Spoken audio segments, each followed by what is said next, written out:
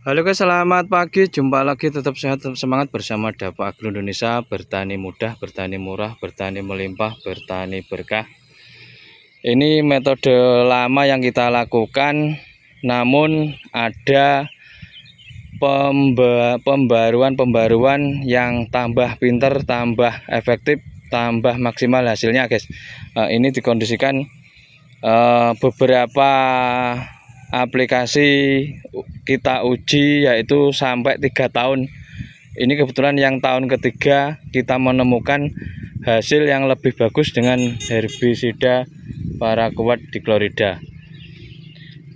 Di beberapa tahun yang lalu kita sama teknisnya, namun yang tidak kita bayangkan adalah dosis ternyata 75 mili masih terlalu banyak untuk sekelas herbisida golongan paraquat dichlorida untuk padi. Ini kita semakin kurangi, semakin kita maksimalkan untuk corongnya. Artinya dosis kita rendah sekitar 30 mili, 40 mili maksimal.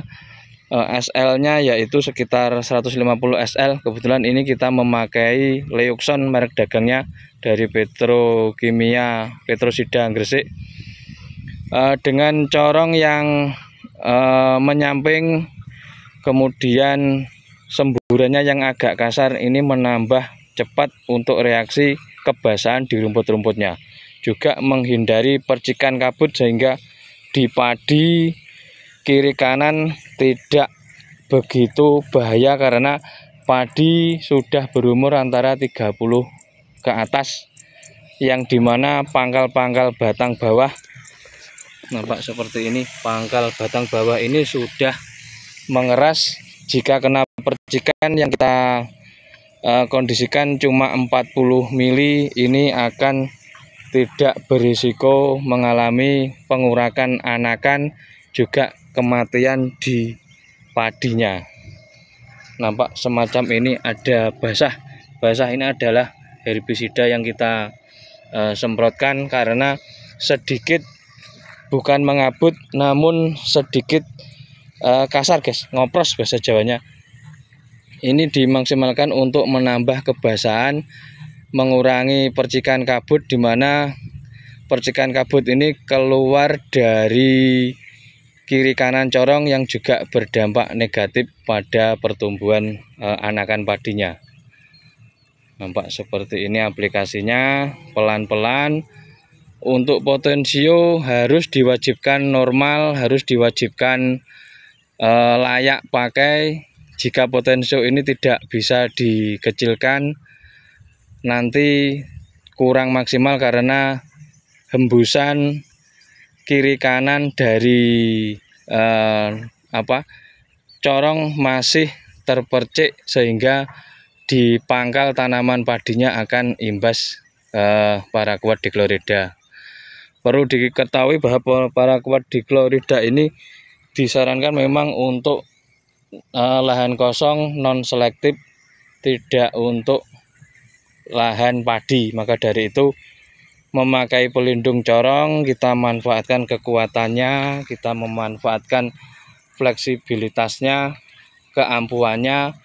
Memakai corong untuk tanaman padi agar lebih maksimal hasilnya, menghemat biaya, menghemat tenaga, waktu, dan ketepatan untuk pemberantasan, yaitu berupa rumput-rumput yang mengganggu di sekeliling tanaman utama.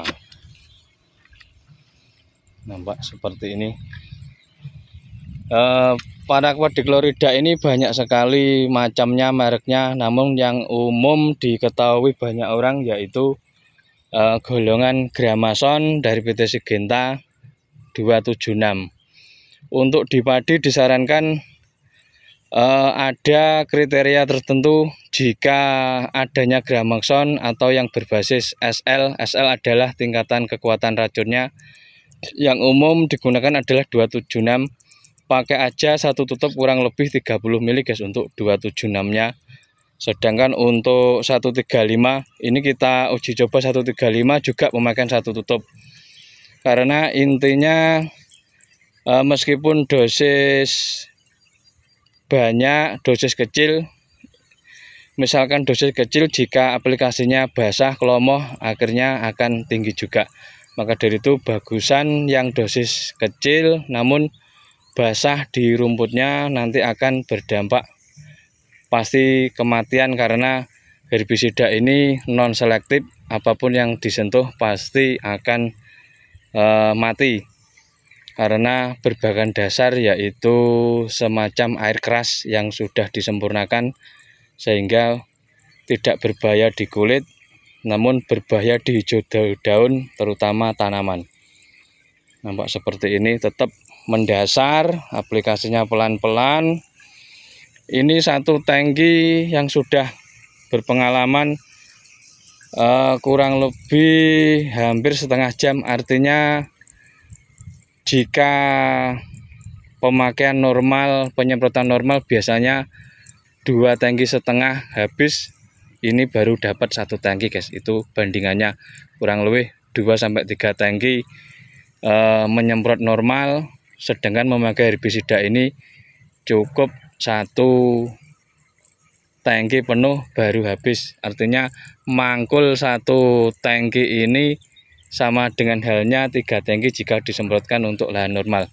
Maka dari itu disiapkan fisik, skill, tenaga yang mumpuni, karena ini yang jelas dari tenaga, skill, alat berupa corong dan herbisidanya yang menentukan untuk keberhasilannya. Juga disarankan yaitu tempatnya mengering, basah namun kering, artinya rumput ini tidak tertutup oleh air sehingga air ini bisa menutup rumput, tidak bisa ditembus untuk herbisidanya. Kita bergeser ke sebelah kiri. Sebelah kiri ini yang sudah 2 jam 4 jam guys. Nampak warnanya sudah beda, sudah terlihat semacam seperti ini. Ini semacam Melayu ataupun bahasa Jawanya sudah terlihat mengerucut, terhadap hitam-hitam. Nampak seperti ini, masih 2 jam 3 jam.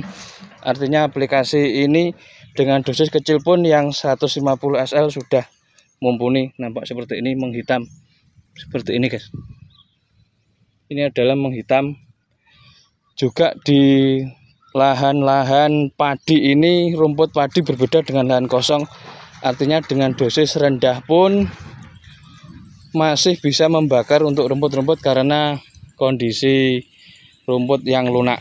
Nampak seperti ini, meruntus-meruntus. Ini tidak bisa dikondisikan cabut matun, manual ataupun dengan herbisida selektif apapun juga tidak akan mempan. Ini kemarin yang sana dibersihkan tenaga manual karena rumput di sini masih kecil, kita tinggal. Kemudian saatnya aplikasi herbisida Paraquat Chlorid seperti ini. Ini terlihat empat basah melenyok, namun rumput tetap terlihat. Ini jika ada hama penyakit disarankan juga ditambah dengan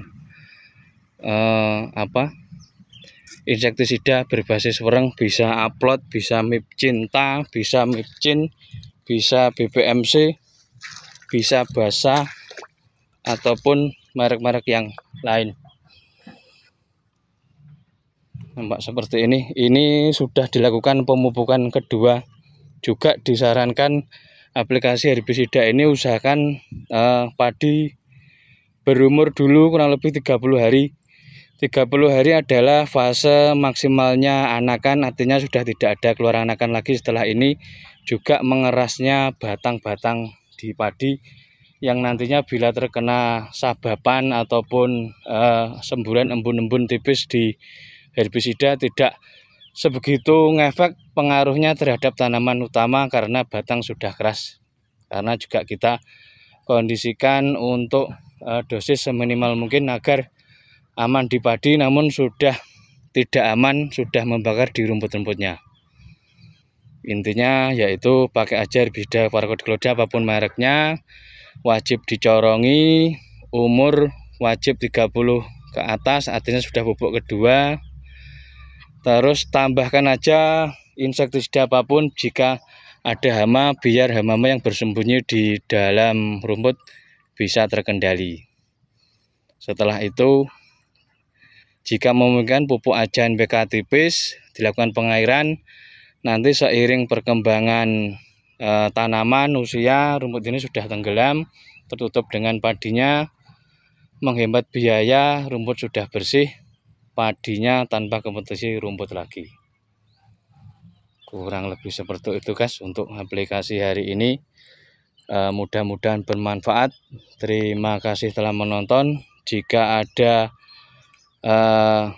pertanyaan silahkan di kolom komentar, nanti kita jawab sebisanya. Terima kasih telah menonton. Wassalamualaikum warahmatullahi wabarakatuh.